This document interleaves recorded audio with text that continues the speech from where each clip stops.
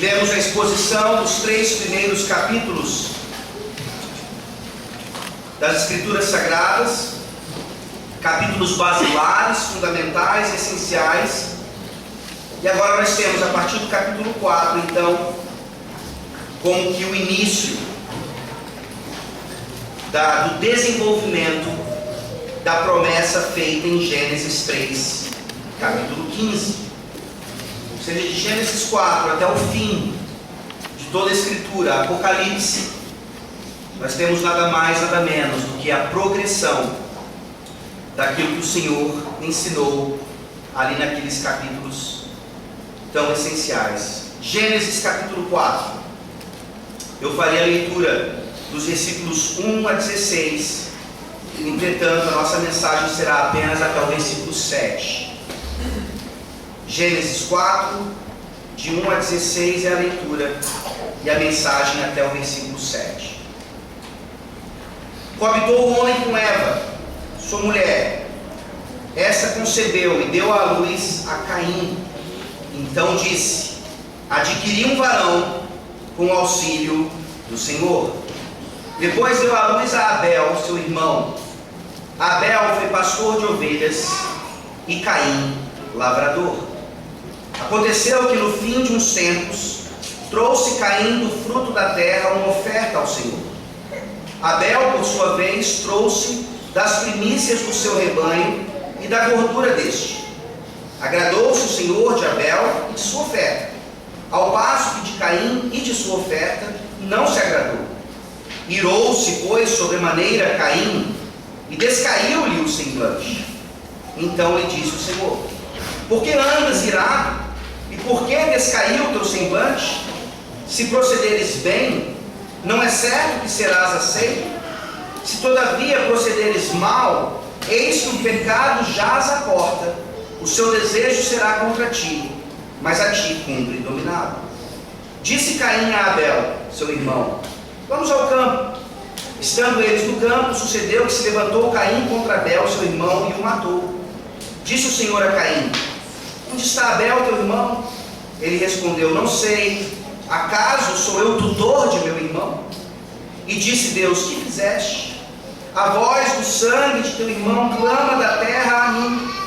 És agora, pois, maldito por sobre a terra, cuja boca se abriu para receber de tuas mãos o sangue de teu irmão.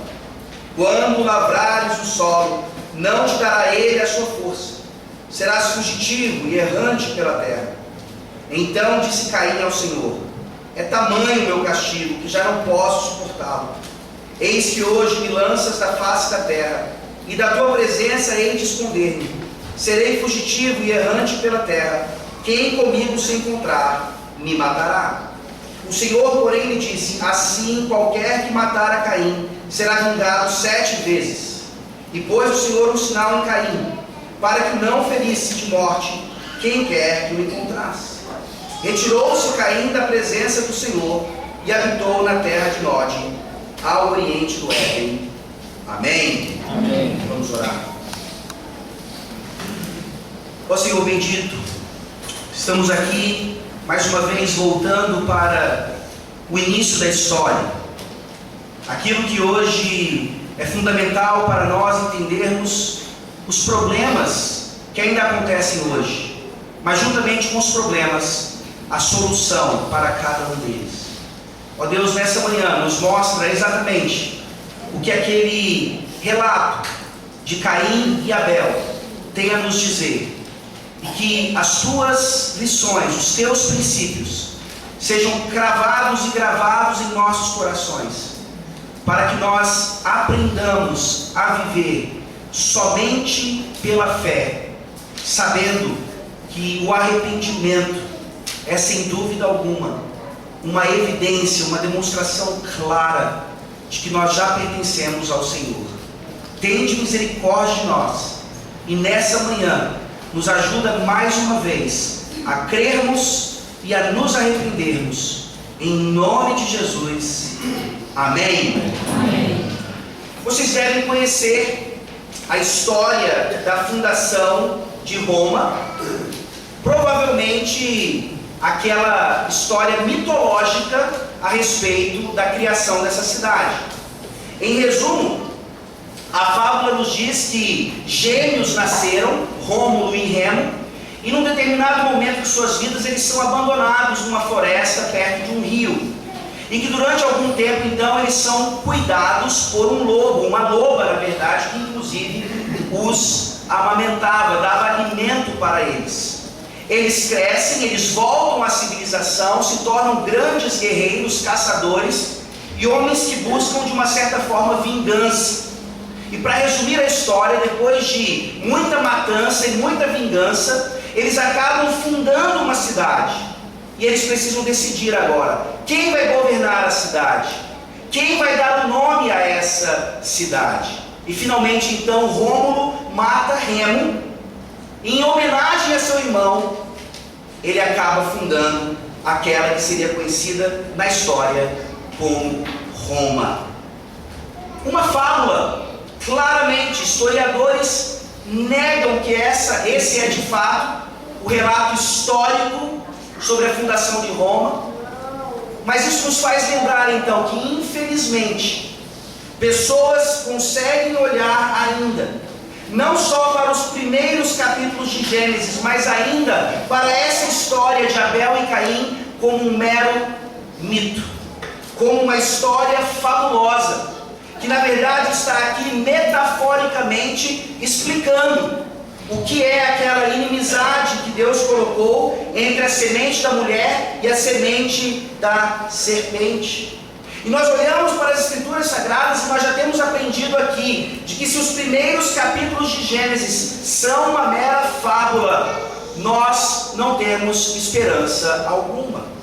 Pelo contrário, a própria palavra de Deus, lá na Nova Aliança, nos mostra em vários relatos, em vários momentos, que Caim de fato existiu e que Abel de fato existiu. Logo, esse relato que trataremos nessa manhã foi factual. Nós tivemos realmente um irmão matando o outro. Isso nós veremos principalmente domingo que vem.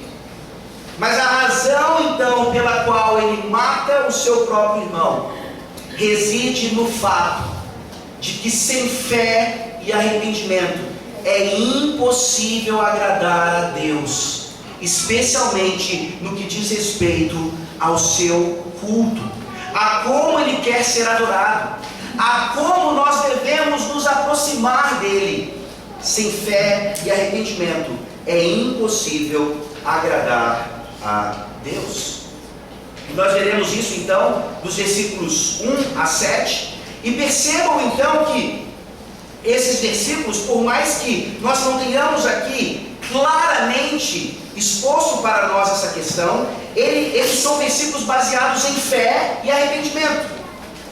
E ele começa então nos mostrando exatamente isso, a profissão de fé de Eva. O texto se encontra logo depois do capítulo 3. Nós trabalhamos aqui detalhadamente todo esse capítulo 3 devido à sua importância, e nós vimos que em Gênesis 3, versículo 20, ali Adão fez a sua pública profissão de fé. Ele creu na promessa e em certa medida ele demonstrou aqui arrependimento de suas falhas anteriores. Ele crê em Gênesis 3,15, ele entende que de sua esposa agora viria aquele que seria o Redentor, o grande campeão, o descendente vitorioso. E aqui então nós vemos agora Eva fazendo essa mesma profissão de fé. Como é que nós vemos isso? Capítulo 4, versículo 1. Coabitou o homem com Eva, sua mulher. Esta concebeu e deu à luz a Caim.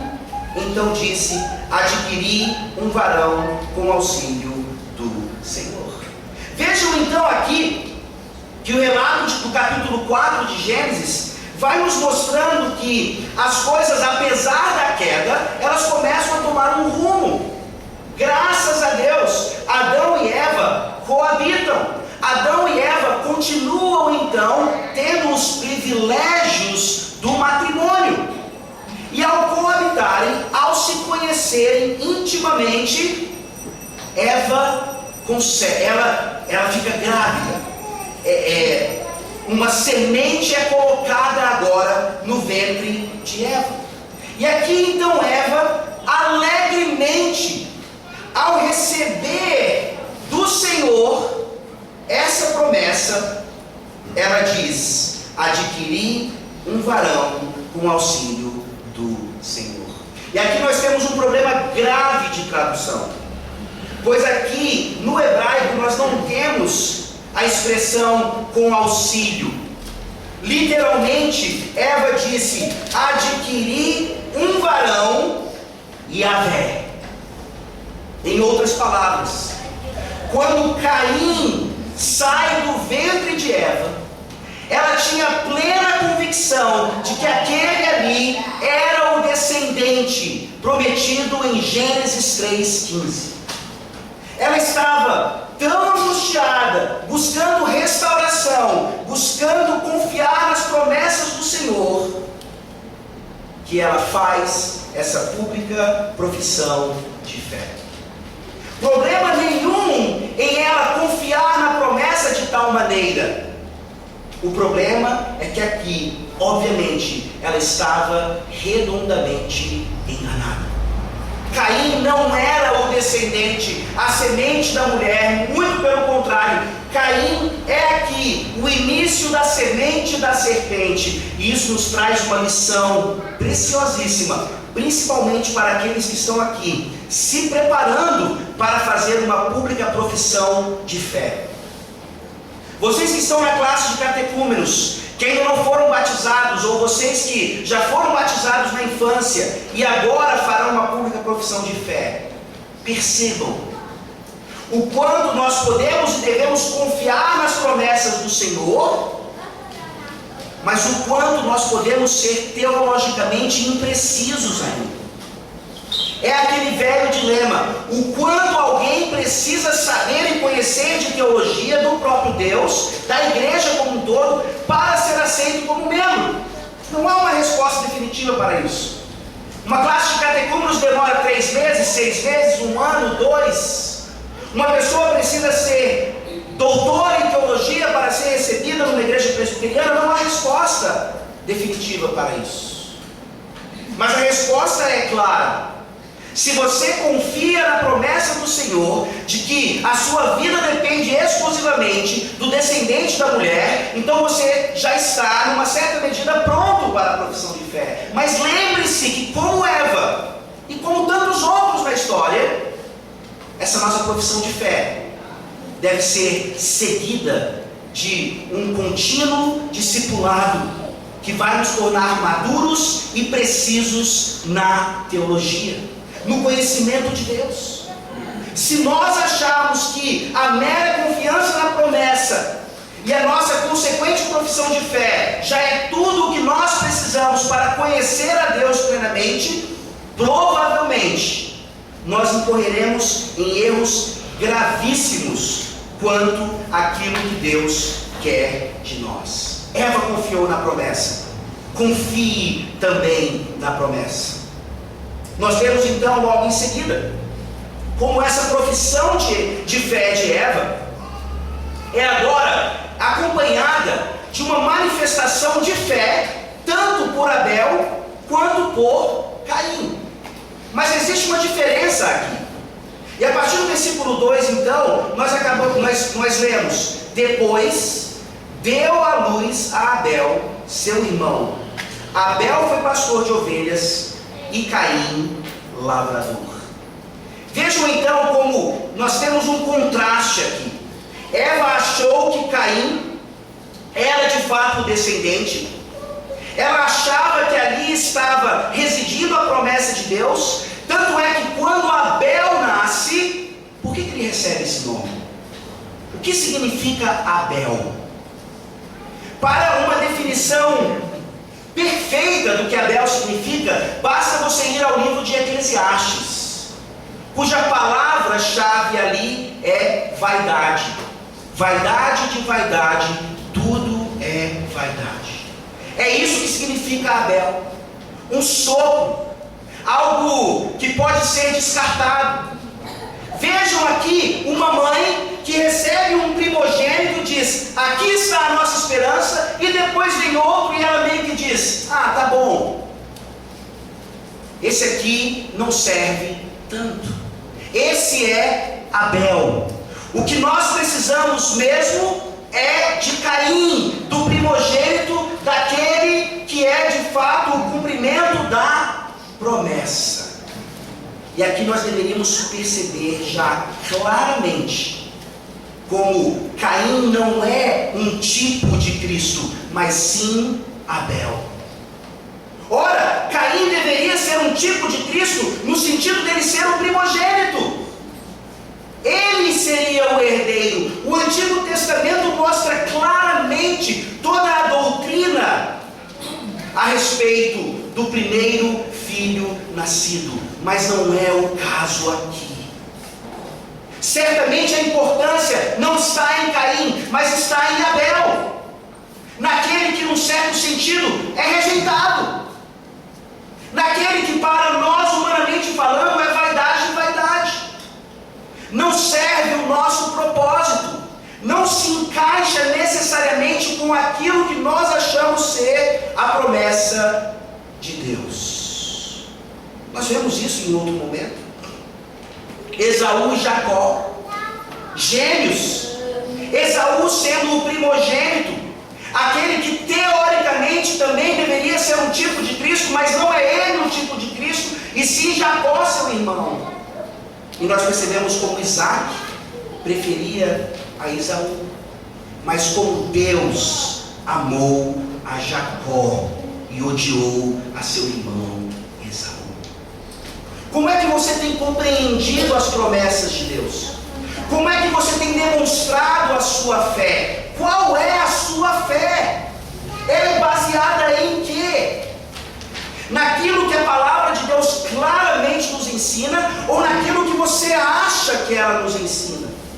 Quantas vezes, à luz de pregações aqui, ou estudos bíblicos, vocês perceberam o quão distantes vocês estavam da verdadeira fé bíblica? E essa é a ideia aqui. Mais uma vez, de modo algum, nós queremos descartar aqui a confiança de Eva na promessa do Senhor. É isso que nós precisamos. Mas mais uma vez eu quero dizer que essa confiança não é tudo, não pode ser tudo. Nós facilmente, mesmo membros professos de uma igreja, podemos desviar o nosso foco, continuar olhando para a esperança em Caim e não para a esperança em Abel, que geralmente é o descartado, que geralmente é aquele que não serve como Caim serve. Abel é descrito aqui como um pastor de ovelhas e Caim um lavrador. Aqui nós temos então a manifestação da continuidade do mandato cultural. Aconteceu a queda, nós vimos lá que Deus ele restaura os mandatos. Sim, com suor agora e sofrimento, o homem tiraria o pão para o seu sustento, mas ele continuaria tirando o pão, ele continuaria comendo. E aqui nós vemos tanto Abel quanto Caim trabalhando. E nós percebemos aqui, principalmente mediante o que vai acontecer logo em seguida, que não há uma profissão melhor do que a outra. Não é porque Abel era pastor de ovelhas que o seu sacrifício vai ser aceito, e porque Caim era lavrador que o seu sacrifício não foi aceito. Aqui nós temos um exemplo claro do quanto nós precisamos, mais uma vez, entender quão importante é a restauração do mandato cultural, principalmente em atividades que o Senhor Deus nos chama para realizar. O que isso tem a ver então com essa manifestação de fé de Caim e de Abel? Ora, agora nós fazemos a ligação com o que acontece a partir do versículo 3. Eva professa a sua fé. Nós vemos aqui uma certa imprecisão teológica. Como é que isso se reflete nos seus filhos? A partir do versículo 3. Aconteceu que no fim de uns tempos, trouxe Caim do fruto da terra uma oferta ao Senhor. Abel, por sua vez, trouxe das primícias do seu rebanho e da gordura deste. Agradou-se o Senhor de Abel e de sua oferta, ao passo que de Caim e de sua oferta não se agradou. Irou-se, pois, sobremaneira Caim e descaiu-lhe o semblante. Mais uma vez nós nos perguntamos, o que é que isso tem a ver com fé? E tem tudo a ver, porque nós percebemos aqui nada mais nada menos do que Abel e Caim se aproximando do Senhor Deus em culto. Aqui nós temos o primeiro relato daquilo que na teologia nós conhecemos como o princípio regulador do culto. Deus determinou a forma como ele deveria ser adorado. Deus determinou a forma como pecadores se chegariam à sua presença. E isso, obviamente, se dá de forma agradável a ele ou não, mediante a fé. Mediante o que nós confiamos, mediante o que nós entendemos quanto a tudo aquilo que Deus determinou em relação ao seu culto. Vejam que interessante. No versículo 3 aqui, eu acho também que a tradução poderia ser um pouquinho melhor. Aconteceu que no fim de uns tempos, a melhor tradução seria: aconteceu que no fim dos dias. Vejam que a linguagem aqui já nos proporciona uma linguagem litúrgica, uma linguagem cultica. Nós acabamos de aprender nos capítulos anteriores que Deus havia estabelecido um tempo específico. Dentro de 7 dias, seria reservado para isso. Então aqui, em outras palavras, nós temos Abel e Caim trabalhando 6 dias da semana, um pastoreando e outro lavrando a terra. E quando o Shabat chega, quando o 7º dia chega, no fim dos dias, aquele dia é reservado para que eles se achegassem a Deus em uma presença especial. Ele mesmo, que havia expulso Adão e Eva lá do jardim, eles não poderiam mais estar ali, naquele local, mas continuariam servindo ao Senhor, principalmente no 7º dia, se achegando a Ele por meio de culto e sacrifício certo. Nesse dia, no fim dos dias, no último da semana, Caim então traz do fruto da terra uma oferta ao Senhor. E aqui nós começamos a perceber a diferença entre uma religião que de fato nos liga a Deus por meio da fé, ou uma religião que continua nos separando de Deus por causa das obras. É esse o contraste claro.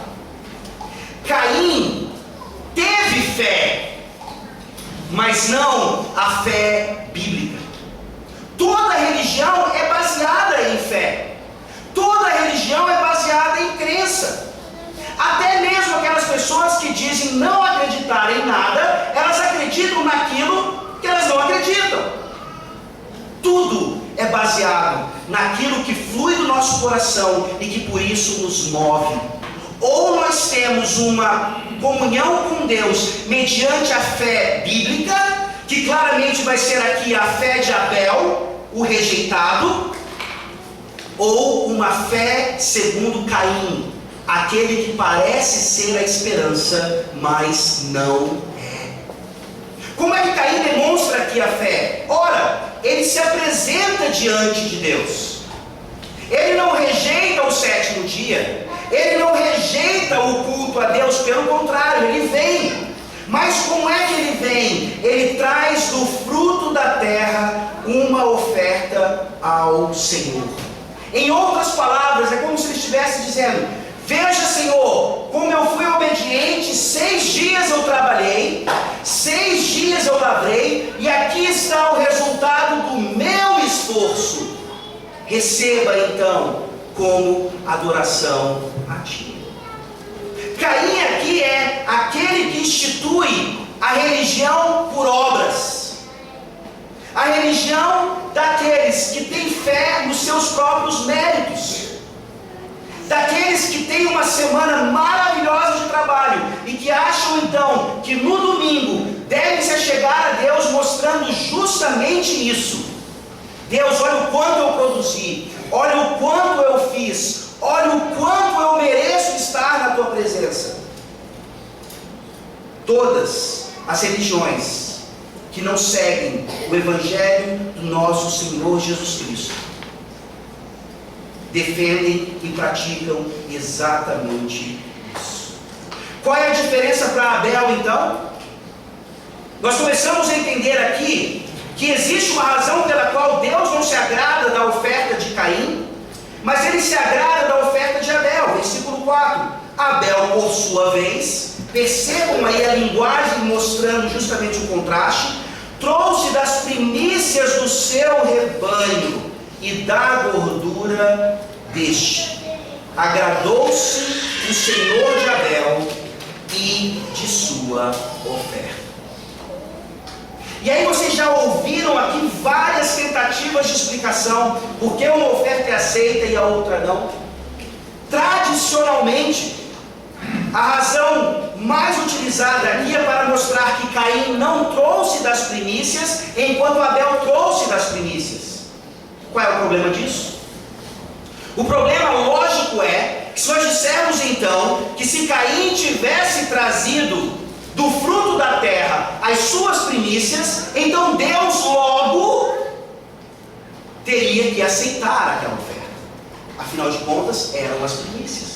Mas nós acabamos de ver então que trazer do fruto da terra demonstrava exatamente essa ideia meritória do próprio ofertante. O problema não é esse. Sim, de fato, a ideia de trazer das primícias como oferta ao Senhor é fundamental dentro de um culto aceitável a Deus. Mas o problema aqui não é esse. Aí nós pedimos ajuda então agora de Hebreus capítulo 11. Por isso nós lemos lá, durante a liturgia, mostrando então claramente que o problema de Caim é que ele não apresentou a sua oferta mediante a fé bíblica, a fé no Evangelho, a fé no descendente, mas ele apresenta a sua oferta baseada na fé humana, na fé antropocêntrica, na fé e obras, enquanto Abel apresenta o seu sacrifício mediante a fé. E aí nós temos o começo da explicação. Sem dúvida alguma, nós começamos a entender aqui que Caim era incrédulo e que Abel era crente de fato. Isso já seria quase que suficiente para resolver o problema. Deus se agrada de um porque ele realmente é filho de Deus, enquanto não se agrada do outro porque ele não pertence de fato ao povo de Deus, apesar de pertencer ao povo de Deus. O que aquele texto nos ajuda a entender então? Essa ideia de que a fé é fundamental não só para que o nosso culto seja aceito, mas para que todas as nossas atividades em vida sejam de fato de acordo com o que Deus nos ensinou. Por isso é agradável a Ele. Porque essa fé de Abel, ela necessariamente gera obediência. É aquilo que o hino 110A diz: crer e observar. É aquilo que Tiago ensina em sua epístola, que parece ser algo contraditório ao que Paulo ensinava: fé sem obras é morta. Nós começamos a entender então que o problema de Caim não foi não ter trazido as primícias. O problema de Caim foi não ter trazido a sua oferta mediante a fé. Mas onde está então a evidência de que Abel trouxe um sacrifício baseado na fé, em obediência a Deus? Ora, o fato de que Abel trouxe do seu rebanho e da gordura deste. Abel trouxe um sacrifício agradável a Deus, porque esse sacrifício tinha sido determinado pelo próprio Deus.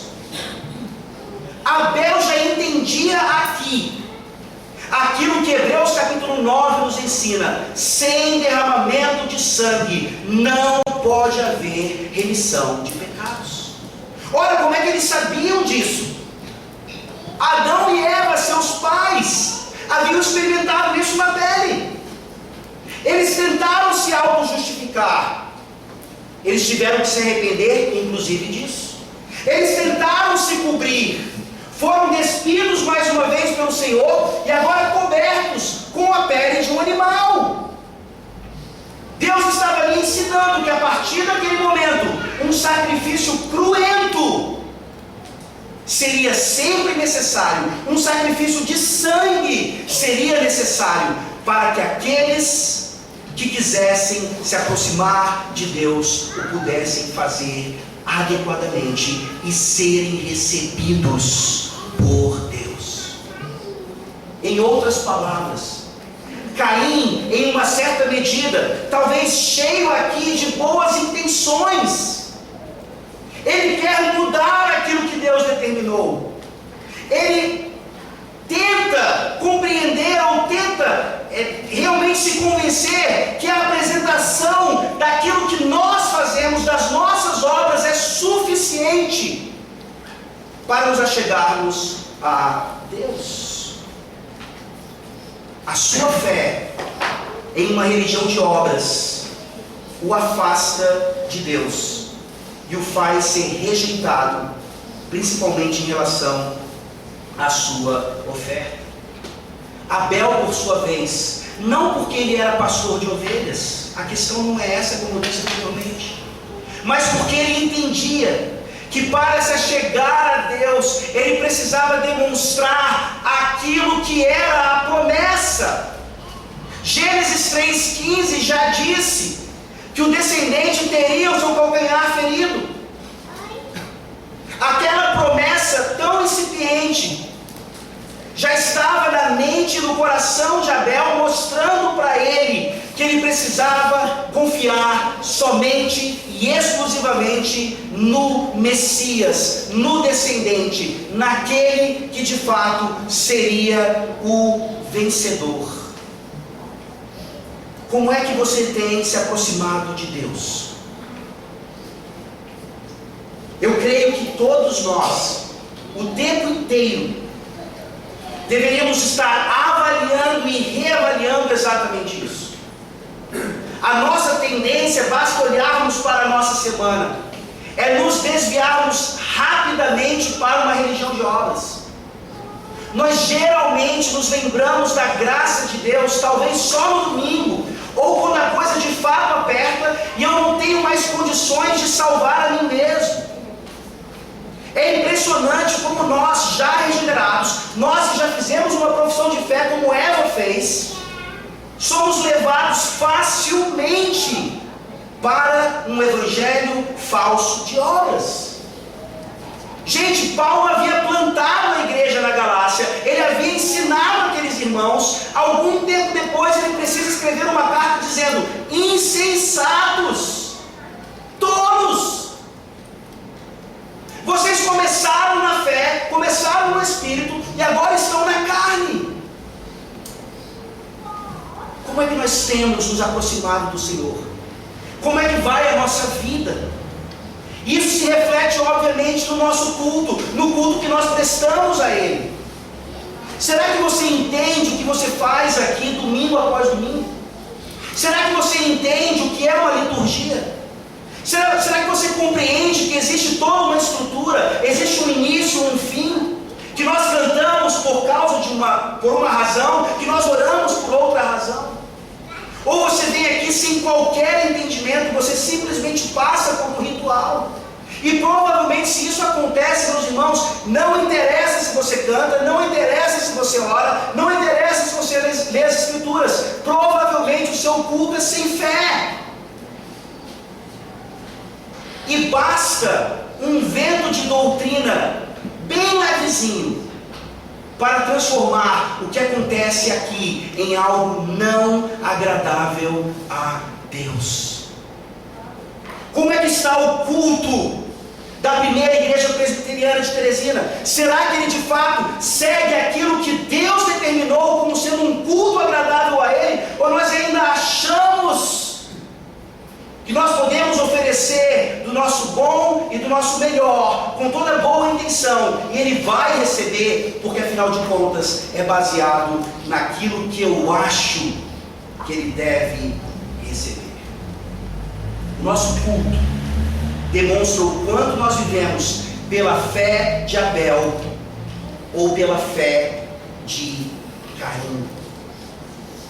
Vejam como a reação aqui de Caim demonstra exatamente essa ausência de fé. E aqui nós somos levados então a essa ideia de fé e arrependimento. Abel depende exclusivamente da graça do Senhor. Ele sabia o quão incapaz ele era, e ele manifesta isso em obediência no seu culto. Quando Deus se desagrada do sacrifício de Caim, imediatamente ele se ira e descai-lhe o semblante. Essa é a sua reação. Quando você aprende que a vontade do Senhor Deus é diferente daquela que você acha que é a vontade dele. Quantas vezes nós somos confrontados pela palavra de Deus e ao invés de nos submetermos a ela, nos iramos. Achamos que aquilo ali não é de fato o que Deus quer e encontramos todas as desculpas para não sermos obedientes. Caim está aqui dando um testemunho claro de que de fato ele não havia entendido o Evangelho. Ele não havia entendido a promessa de Gênesis 3,15. Ele não havia de fato entendido que a verdadeira religião é a religião da graça e somente da graça. E se eu adiciono qualquer coisa a ela se tornou uma religião de obras também.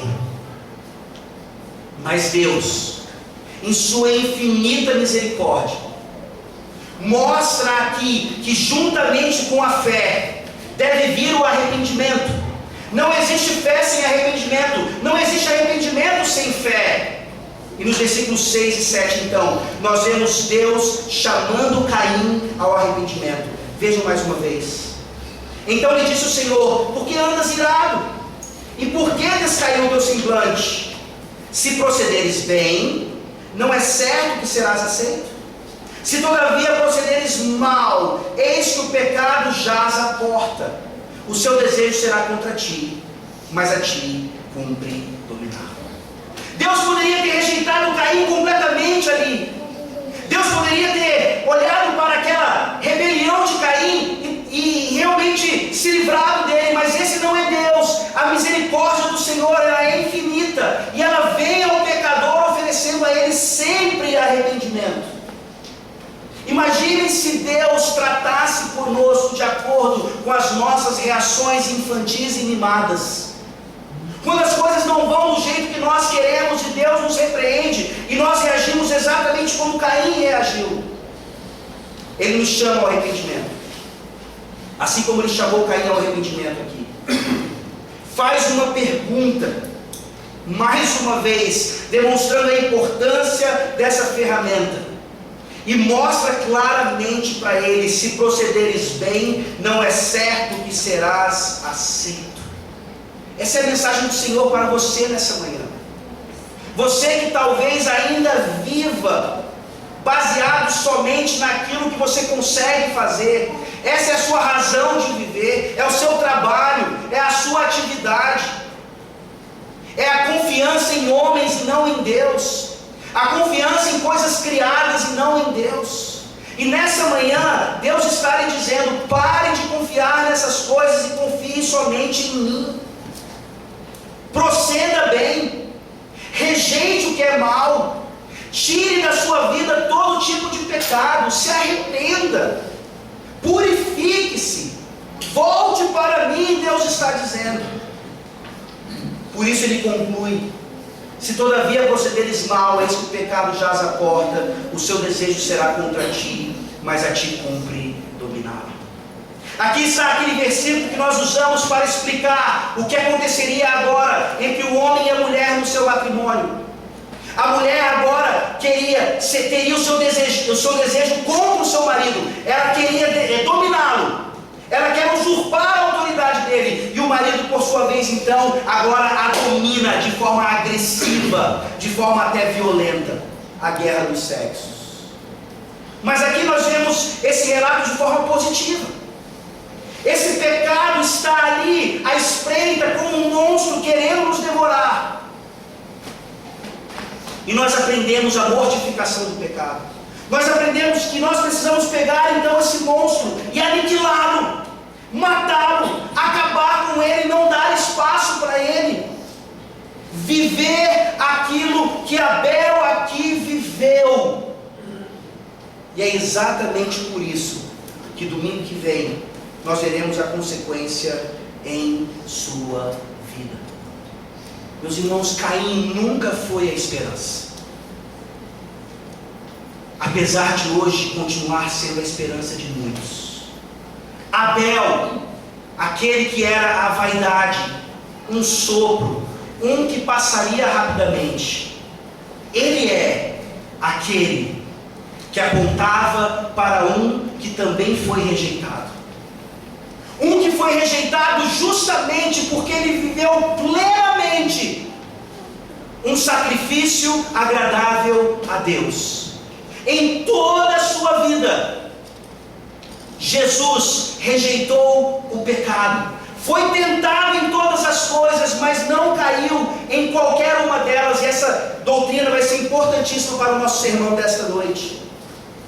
Ele dominou o pecado em todas as coisas. E por isso foi rejeitado pelos fariseus, foi rejeitado pelo povo e levado até a cruz do Calvário como um sacrifício cruento para nos libertar da religião de Caim.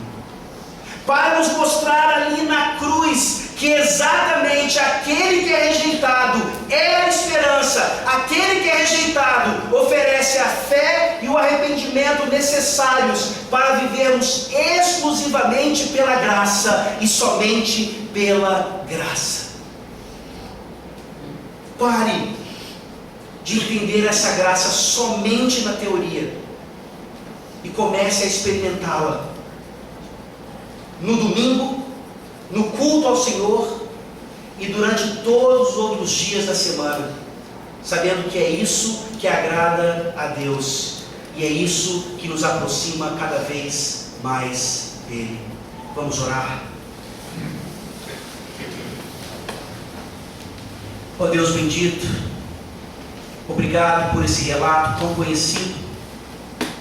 Obrigado porque aqui nós temos já as sementes, as raízes daquilo que nós entendemos como um culto agradável a Ti. Nós te pedimos perdão, a Deus, porque certamente nosso culto precisa ser mais de acordo com a Tua palavra. Por isso eu te peço, a Deus, onde estivermos errando ou tirando alguma coisa, que o Senhor venha e nos admoeste, nos exorte. E ao invés de ficarmos irados com isso, acatemos e nos submetamos ao Senhor. Onde o nosso culto estiver acrescentando algo que não lhe agrada, que o Senhor venha e nos ensine a retirar, ó Deus. E em toda a nossa vida, Senhor, continua nos exortando, continua vindo até nós, confrontando os nossos corações, nos ajudando a nos submeter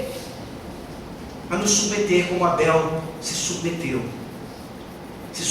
a um sacrifício que apontava para a única solução, o Senhor Jesus Cristo, a sua morte e a sua vida, tudo aquilo que nos oferece gratuitamente por meio do Evangelho.